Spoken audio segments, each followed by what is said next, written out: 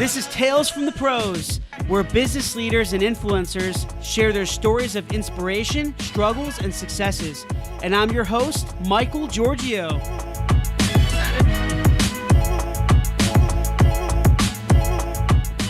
Hey everyone, good afternoon. Welcome to Tales from the Pros, and this is Michael Giorgio, your host and co-founder of Imagine Ovation here in Raleigh, North Carolina. I have an awesome guest with me here today, and her name is Monica Wood. Monica is an entrepreneur, mother of 3 children, and the co-founder and CEO of Myxx. Myxx is an innovative recipe solution on the market which helps solve what's for dinner tonight, quote unquote, by connecting digital, dynamic, personalized recipes to consumers, retailers, and brands such as some of, I'm sure you've heard of, Tyson, Kraft, Uncle Ben's, and McCormick. Monica, thank you so much for being with me here today. I really appreciate it. Thank you, Michael. I'm excited to be here. Yeah, I know we've been trying to do this for a while, but we're all so busy, right? Who isn't busy? Busy moms are, busy people, busy working schedules, and I'm glad that we could finally connect.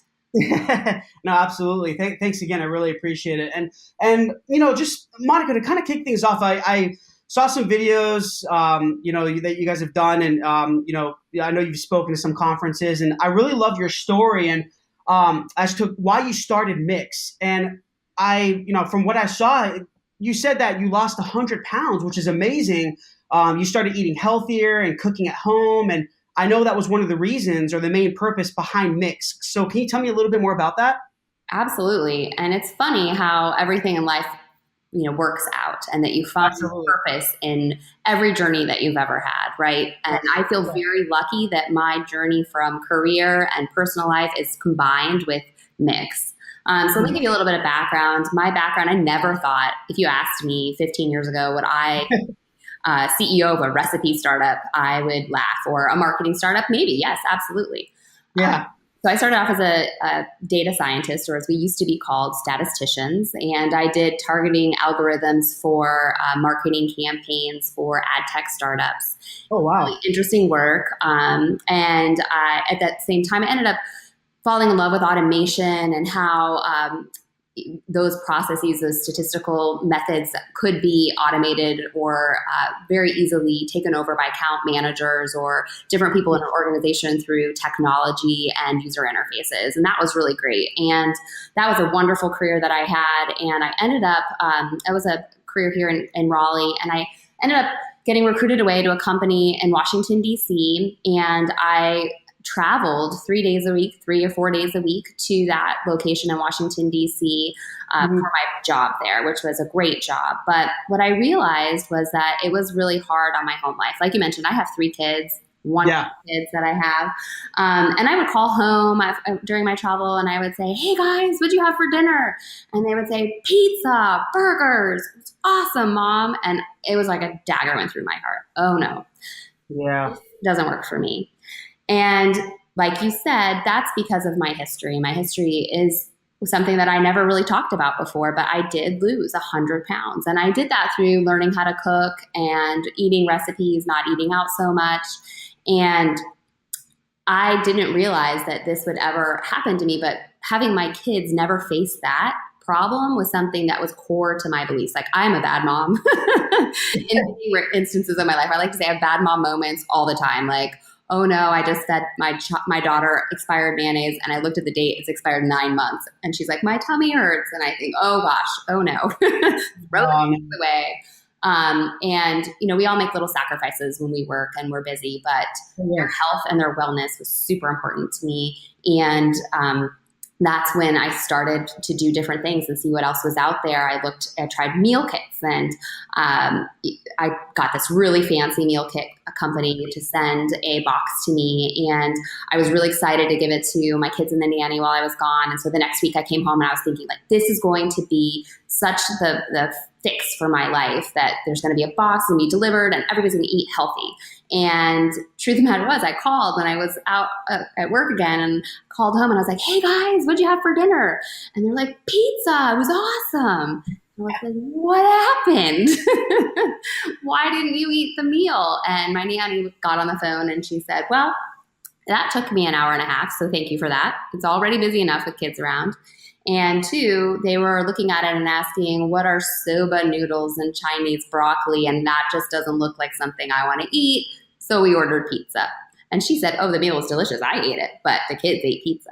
So I still had to go to the grocery store. The kids didn't eat anything healthy, and it took our nanny a long time. So to me, it was not a win. It wasn't what we were looking for, but it was an idea of, okay, convenience is needed. So that's kind of the precipice of Myxx. So I started talking to my friends, asking if it was just me and my crazy work schedule that was driving this need for more automation and ability to order my groceries and cook meals in a faster, better way. And it turns out my co-founder, she was facing the same issues as being a single mom too. And so we both kind of came together and came up with the idea for Myxx. And that is really, why can't you just take the recipes you like or recipes from across the web and easily connect all the ingredients that you need to make them happen to the actual products inside the grocery store? So with just a few clicks, you can actually create meals and grocery shop with your local grocery store with the brands you love and the meals you like.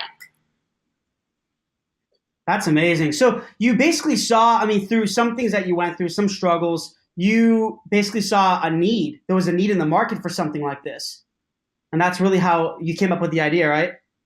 I did, yes. And it was really based upon that consumer need too. It hadn't Yeah. even thought about, I'm sure we'll get into the data science and the automation and the opportunity in this space as well. But this idea really came from was my personal need as a busy mom of kids with the idea that I want them to live a better life and to never face that obesity issue that I faced myself. Yeah, that's awesome. Wow. Yeah, I love it. I mean, and you always hear this, you always hear a lot of these successful, startups, and just companies in general that they owe, a lot of them, they make it because they solve the problem. And it seems like you are doing that.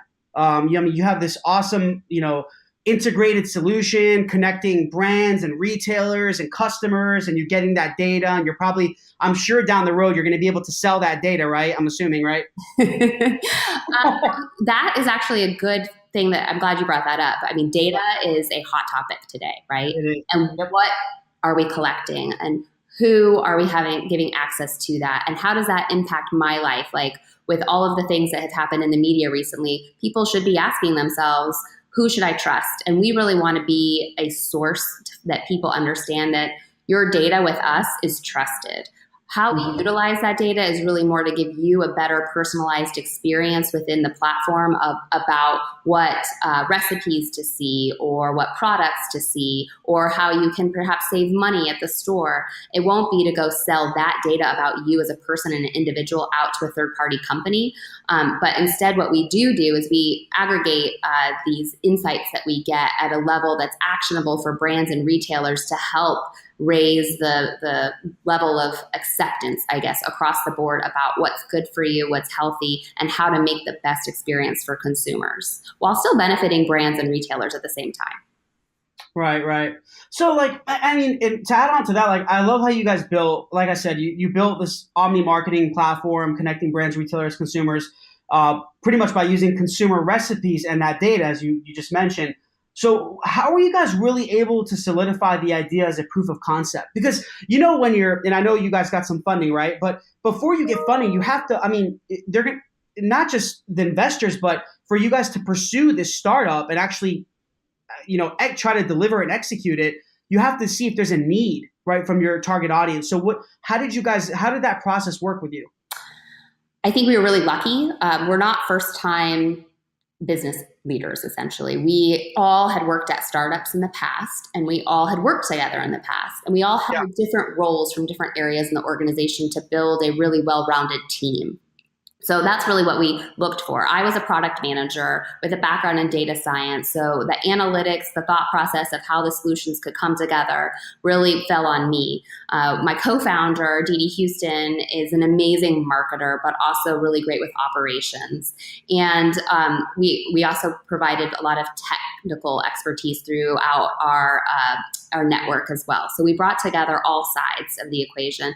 And really, honestly, how it started, the idea was first, okay, we always know we want to work together, but once I identified this need and realized that I was really facing a problem that I wanted solved, we started meeting once a week, and brainstorming together. We had a glass of wine and brainstorm, what would we do? What if this solution could be built for us? What would we do? And that's how we started. And we put together a prototype. We put together a pitch deck.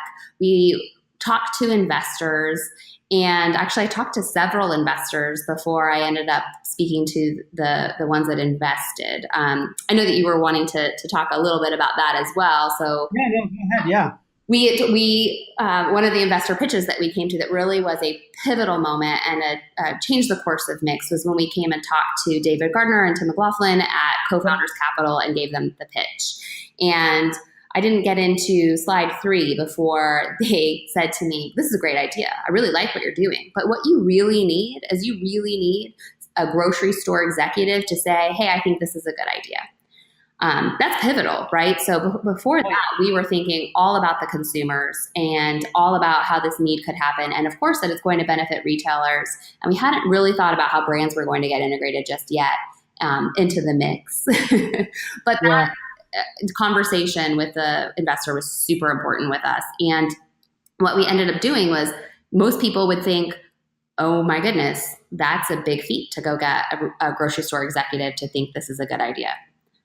I think part of being a good entrepreneur is to not see that the mountain is quite so high as it may be to other people. So to me, I just thought, okay, I will go get a grocery executive to say this is a good idea and come back in a couple of weeks. So that's what I did. I cold called Harris Teeter every day for 2 weeks. I made friends with the executive assistant of one of the executives there. And every day I just called and checked status. First, I described the idea. Then I said, I have PowerPoint. Can we walk through it together? Then I asked her to pass along the information, and she did everything. It was amazing. It was wonderful. And I would get updates. Oh, he's read it, the email, or it's printed on his desk, or now he has sent it off to this team. And then all of a sudden, okay, we got you a meeting. And I got to come back to David Gardner and Tim and tell them, hey, I got a meeting. And they were blown away, which I didn't think they would be. I thought this is just what they do, right? They give the great advice and everybody goes and follows it. Yeah. So the rest is history. We started working on this together at that point. So that was really the proof of concept, right? They wanted you to actually go and outreach these retailers. So not retailers, just brands, right? Not brands, just retailers, right? He just asked you to contact Harris Teeter, for example? Right. At first, it was just, hey, like you should have the grocery store buy into this, right? And so, yes, that's the proof of concept. Let's go talk to them. Let's make sure it's a good idea. And then let's create that proof of concept together. And what about the prototype? So I'm sure a lot of people are going to want to hear this. You always hear. I mean, for me, we've built so many my company's built so many prototypes and apps and things like that. But it's always people have this misconception of what a prototype actually is. Like, what did you guys build an MVP, a minimum viable product, or was it actual just a prototype? Like, for example, just designs that you sent to David and. Yeah, my goodness. Of course, the first things that we did were wireframes. Then we did. Yep. The overlays to those and the visual treatments. And then we took those and put them in an InVision app, right? And tested the flows and decided whether or not we thought that this was a good flow or this aspect was good. And we sent it off to people for advice. And every person I saw, I would show them my InVision app. So that's how it started. And then the alpha, the beta, et cetera. Yeah, cool. Yeah, so that's great. So it's not like you actually have to have a full product built in order for you to receive funding. No, absolutely not. What you should do is prove the business case for it first, right? Is this something that a customer, whether it be the retailer or brand or consumer or publisher or whomever you're working with, would think is a good idea? And that they are willing to invest in this further with you versus going and just building something, because technical man hours are expensive and it takes a lot of work. And if you don't flush out the bugs as best you can before you actually build it, you're going to spend a lot of time trying to perfect something that people may not even want. And technology is so easy these days for you to be able to go and do an InVision app. It looks very, very much like what a real app could end up looking like. You can test and learn so much with just the basic tools that are out there today. Yeah, I know. I completely agree because, like I said, we built some, apps and for startups and funded startups and larger companies. And what happens is I've noticed that some of these startups, they're trying to receive funding, so they're saying like, hey, listen, this is our budget. We want to give you guys this project to work, to finish for us as MVP. But what ends up happening is we'll do a great job on this app, but they won't get any funding for it because they thought, hey, listen, since I'm going to get a completed app, most likely the investors are going to go crazy, and that's not true. What happens is they're relying too much on the product development side of it. They're not looking at the business side of it. And you need business people to grow a business, right? So you need to think about like you said, the business case, the overall flow of the project, how the brands, the retailers are going to use this app, how your customers are going to use it, how you're going to monetize it, right? So I'm sure you guys thought about all that stuff. Absolutely. And to be honest with you, we were wrong in a lot of cases. Yeah. But yes, you try to flush all of that information out ahead of time before you just go and build. And you always want to build to that minimum, because if you build something to perfection before you release it or show it to people or sell it, you may miss the window of opportunity that comes and goes, as it turns out, for technology and solutions. Yeah, no, that's great. That's great. I agree with that. So when you guys got into Harris Teeter, I know you guys are working with them. How difficult was it to really pitch and sell to large brands like Kraft and retailers? For example, like I don't know if you guys are working with Lowe's Foods now. I know Harris Teeter, but you're working with, what are some of the bigger retailers you guys have? So an interesting thing about Myxx and how we've ended up evolving over the course of our brief stint in startup so far is that we started out going out to retailers much like we have with Harris Teeter and offering them a recipe solution.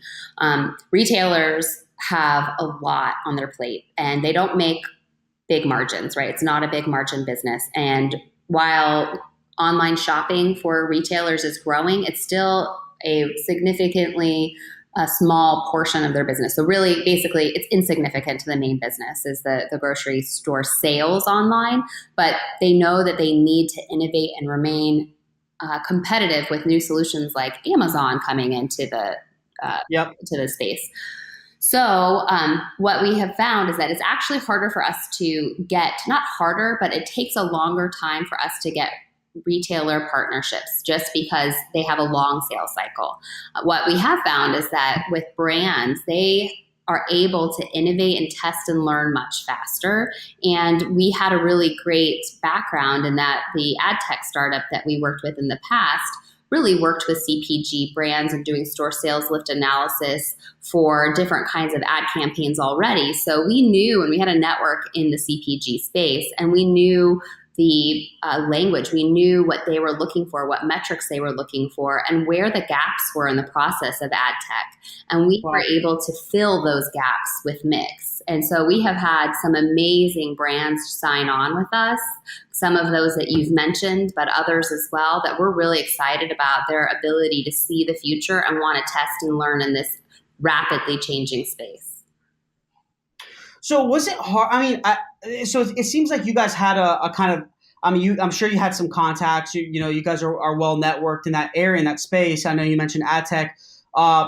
Did you actually have to cold call some of these brands to get in? Like, how did you actually outreach to them? Because these are big companies, right? Like Kraft, huge, billion-dollar corporations. How did you actually get in the door with them? That's what you always wonder. How do people actually get in the door with some of these really large companies? Or did they come to you after you did some promotion, maybe? So what we did is we cold called. I mean, there's nothing. I don't discount a good cold call. That's what I have to say, or email. So, but do it in a way that's meaningful. Don't just blast out emails to people and think, okay, someone's going to come back to me. You need to do your research and use things like Boardroom Insiders or Zoom Info or different research that's available out in the space and on the web today to be able to find out about executives and identify the right level that you should speak with. Find out some things about them and reach out to them. Interact with them on social media. Interact with them on like LinkedIn, Twitter. Follow them. Engage with them in conversations. Find out what is pressing to them, and does your business answer those questions that are being answered right now? Being asked right now by brands, by partners, by people Yeah. in the space by reporters. How relevant are you, and how can you stay engaged in that conversation and provide value in those emails that you reach out to people? Don't just try to sell, try to showcase that you're an expert in this area, and that your goal is to help them and to help their business and to help them in their career move forward. It really is about, and I agree. It really is about authentic outreach, because you always hear all these things that these sales tactics, right? Oh, it's a numbers game. It's a numbers game. I mean, yes, it technically is a numbers game if you can send a 500 personalized emails a day, but I mean, who in their right mind has the time to do that? I mean, you have a business to run, right? It's hard to kind of outreach to so many people. So what ends up happening? I love what you did, because I feel like I've done that as well in the past. Is outreaching, finding the right, at least do the research in regards to who you think is the right point of contact, and how you can provide value to them via whether it's a phone call or an email, or maybe seeing them, setting up an appointment. They want to feel that authenticity, and it seems like that's what you guys have done. That's amazing.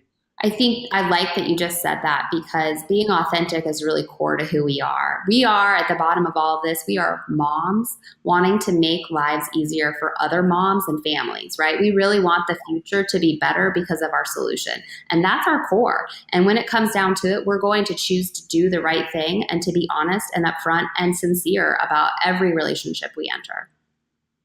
Yeah, that's amazing. Yeah, I love it. I mean, you kind of think just like me, and I like going back and when you talked about you and your other business partner and how you guys started this. It was really cool that you were kind of like you were data driven and technical, and that's kind of how my business partner is as well. He's very data driven and technical, and I'm kind of like the creative marketing. I use one side of the brain type thing, but you remind me a lot of us, but that's awesome. It's good to hear that.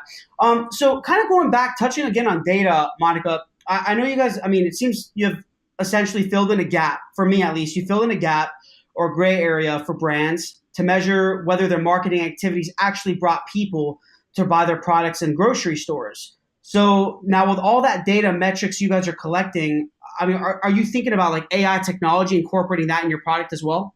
Absolutely. I think you might have got a taste of my background of being in, ad tech, but also automation and product management is about how can we make our lives easier through the use of technology. Not only easier, but better, right? So you shouldn't have to have a button to reorder things inside of your pantry. We should know that, and we should figure that out, and we do. We actually will track based upon your purchases. What is it that you need? Not only is it what is it that you need, but what is it that you want? So what do you have in your recipe that's already in your pantry? What do you need to reorder? How often should you reorder it? But not only that, like how can we incrementally help you eat better? How can we provide to you incentives for you to change your behavior in a way that's meaningful to you, and maybe not so much like you have to go straight vegan today, right? Or you need to only eat low carb today, but it's more about those smaller changes in lifestyle. I think that's the future vision of Myxx, about being able to help change those habits to be better, so that everybody can understand what it is that they're eating and how it is that that's impacting their health. Really, that food as medicine, and us really attacking this obesity epidemic from a source of food and nutrition and the fuel that you put into your body. Yeah, no.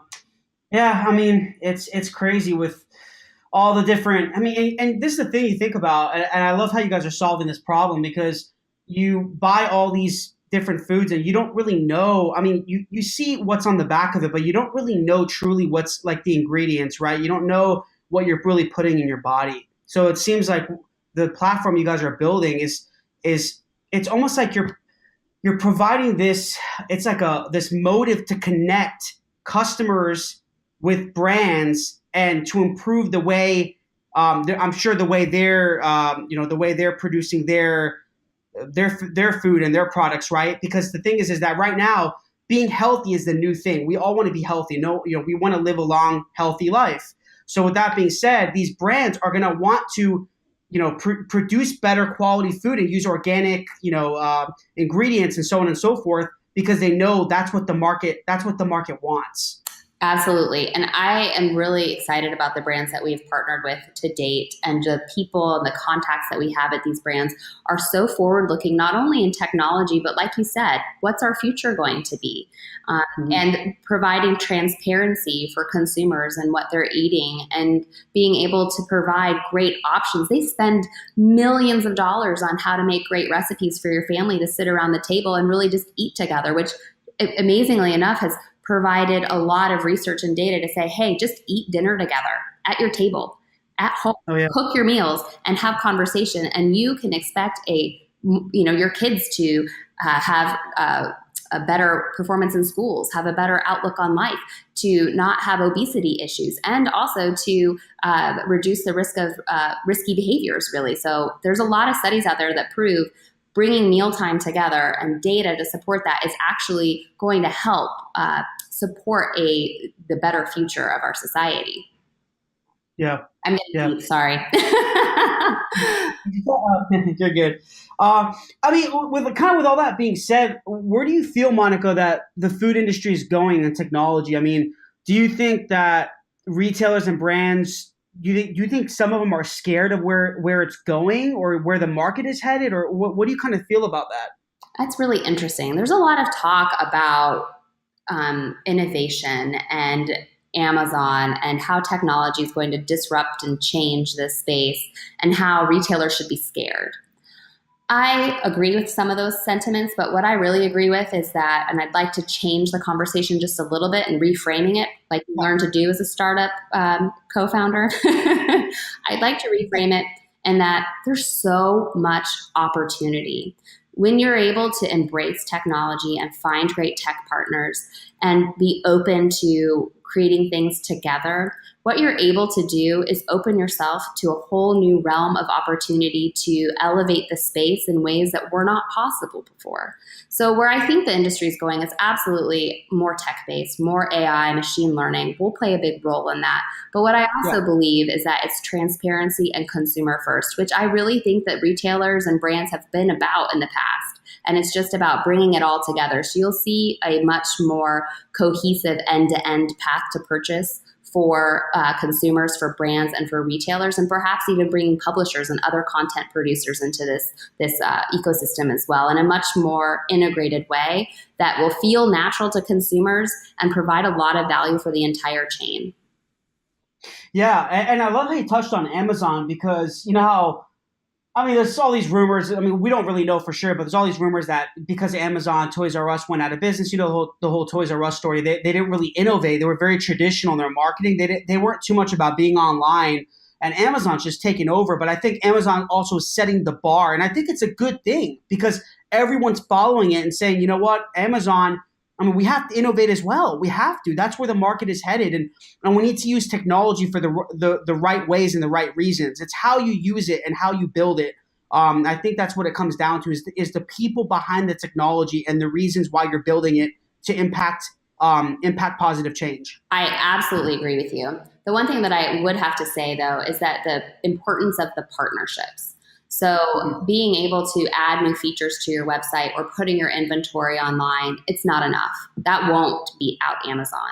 And not that you need to beat out Amazon, but what we've learned from every other industry moving digital, that there is no one's too big to fail. I mean, Blockbuster failed versus Netflix, right? Yep. There's no one is too big to fail. What you need to do is innovate. And it's not just about putting these features on your website. It's truly providing the best customer experience. And if you don't have time to focus on that yourself, or you don't have the team in place, go find the people who are best in class and go work with them, because we want to work with you.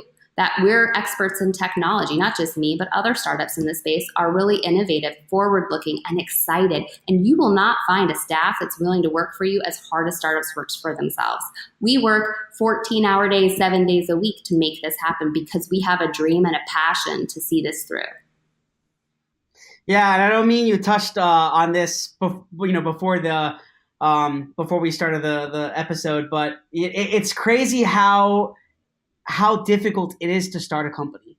And just I mean, it really is because, like I told you, right? I get a lot of people asking me, "Oh, how did you do this? And should I start a business? And is it, when can you expect to make money?" And I'm like, man, listen, if you're thinking about money right now, I said you probably don't bother because you shouldn't be thinking about how you're going to make money right now. It takes time for your business to make money. It takes time for you to get a return on investment. You got to believe. You got to have a great idea, great concept, and believe in it and work hard to execute it. And even if there is a lot of competition, which I'm sure you guys will get, you will have some competitors. I'm sure you will. Everyone always has, there's competition drives the market. It's a good thing.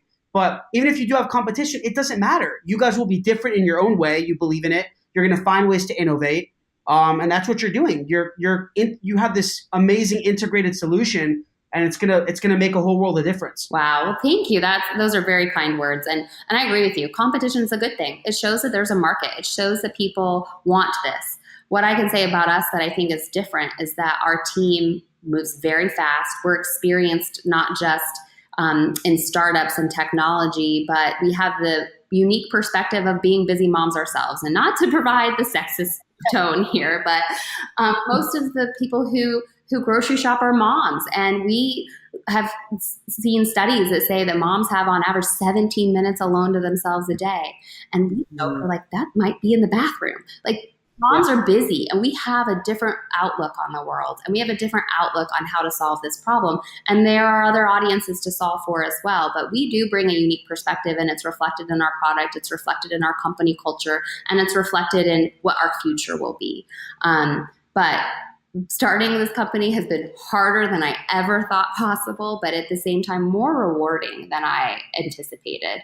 I didn't know that my passion for it would only grow, and that my love for this company would only grow. And the way that we would move forward and help consumers' lives, and how we hear from our consumers about how they're eating healthier, they're having dinner together more often, they're not fighting over what they're going to have because they trust that the recipes we provide them are good because we provide curated recipes. And so, I mean, we're early and we still have a lot to grow from, and we're so happy from our current consumers, but we just can't wait to see how we scale this out more. That's great. Yeah, I can't wait to see it grow. I'm excited for what's to come with Myxx. And I mean, so going back to competition, and I wanted to touch on this question. We talked a little bit in the pre-interview in regards to brands like Blue Apron. We've all heard of Blue Apron and HelloFresh, all these healthy meal prep delivery brands. You think they're brands that you're going to be potentially collaborating with, or do you feel they're not really threats to you guys, right? They're kind of more just potential collaborations. Oh, I definitely view that there's potential for us to collaborate. They've created these amazing recipes for their consumers, and they've packaged them into meal kits and sent them in boxes to people who love them. The fact of the matter is, the people who still get those meal kits still need to go to the grocery store for other things. So there's lots of ways in which I could see us collaborating. I think they proved the theory that a lot of people keep saying, is that people won't buy groceries online. They have to pick their produce and their meat. And those meal kits have proven that is false. What is really important is that people have trust. They have trust in who they work with, in terms of customers needing to trust that the people who send the food to them really made sure that it was the right food, premium quality, exactly what they need to make that delicious recipe at the end of the day. And no matter what it was, they could trust even this very foreign recipe, it would be good and it would taste good. So I think that is key. And that's something grocery stores could learn from, right? It's not about providing those tools online. It's also making sure that you end up fulfilling that on the back end. When you pack the groceries, are you giving that consumer the right experience as well? Yeah, no, absolutely. And I like what you guys have done, not just in the consumer. Well, I guess this kind of relates to consumers as well. I mean, I guess everything kind of relates to consumers, but I like what you guys have done in regards to the landing pages. So you're creating these landing pages for brands where it'll show certain recipes, obviously, with their products, but it doesn't seem like that was done before. Isn't that crazy? And then now you guys have created this platform that's basically empowering these brands. It's like just another marketing funnel for them. Exactly. Yes. I'm glad that you had seen that and can see the value in that. So brands today spend millions of dollars creating recipes to use their products in the right way, in the best way, right? Creating, again, those curated recipes or usage of their items. And it's crazy to me before that you wouldn't be able to make sure that that item was actually what ended up in your basket. And that's what we've been able to do for brands, is to take the recipes and all the ingredients that you need to make it happen, match to the right brands with the right size, the right quantity, with the current price at your local retailer, where you can either use it as an in-store shopping list or use it for click and collect. And then we're able to give brands back the data of, okay, did people actually buy my brand? When they went through this process, did they buy my brand? Did they buy it in store? Did they print the recipe? And better yet, did they come back and do it again? And we have some exciting news that I can share with you. We've actually created you're the first person that I'm telling. We've created a new plugin. It's not a plugin. It's really it's essentially a technology where we're able to really easily add our list functionality onto brand sites, onto publisher sites, onto like an API. It's not an API right now. We are creating those as well, but this right now is really as simple as putting a little bit of JavaScript on your site, and then you can make the recipes shoppable and trackable at over 10,000 grocery stores throughout the US. Wow, that's awesome. Yeah, and you have real complete control. You have control over what brands are shown. You have control over what retailers they get sent to, and you have control over all of the different options that are in between. Yeah, I mean, everything seems very. I kind of call it hyper targeting. I mean, you guys have this. It's a lot of like hyper targeting platform that's giving like a lot of these detailed metrics to these brands. And it's going to help them. It seems like it's going to help them really understand their audience as well. Yes. I mean, they spend $86 billion a year on advertising. And traditionally, that hasn't all been linked to what happens in the store. And what is linked to what happens in the store statistically has been a lot of assumptions, from what happens online to who sees the ads to who goes into the store and what products they buy. It's a long process with a lot of assumptions, and we help streamline that process of analytics from the entire path to purchase, and understand which marketing campaigns are more effective than others, so that you can change your spend on a current campaign or understand what you should create for future campaigns as well. Yeah, no, I love it. So Monica, like going back on when we were talking about, the entire just startup journey, we know it's tough. We know it's hard work, and there's a lot of obstacles to overcome. But what were some of the toughest struggles that you and your team had to go through to get to this point? Was there anything specific, or was it just the overall grind? What was something that was really tough for you guys, and how you really overcame it? Well, I think that startups are very hard. There's unique people who can create something out of nothing. There was nothing there before, and all of a sudden there's a business. And there is so much to do in those first fledgling years of a startup. And as a founder, you don't just get to build the product and sell it. You have to figure out all of the finances and taxes and lawyers and funding process and customers, and you are balancing all of that and your family and trying to grow a business. So you wear a lot of hats. It's an understatement.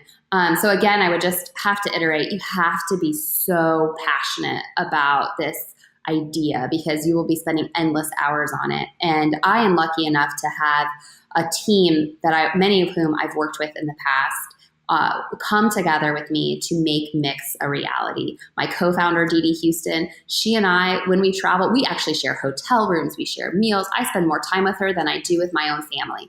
And that could be stressful for a lot of people. But for us, we have become closer, and we've learned to really rely on one another in good times and bad. Like, there are highs and lows in a day. In one day, you could have a greatest meeting in the world, and by the end of the day, you're struck with, okay, well, I still have to make X, Y, and Z happen by the end of the week.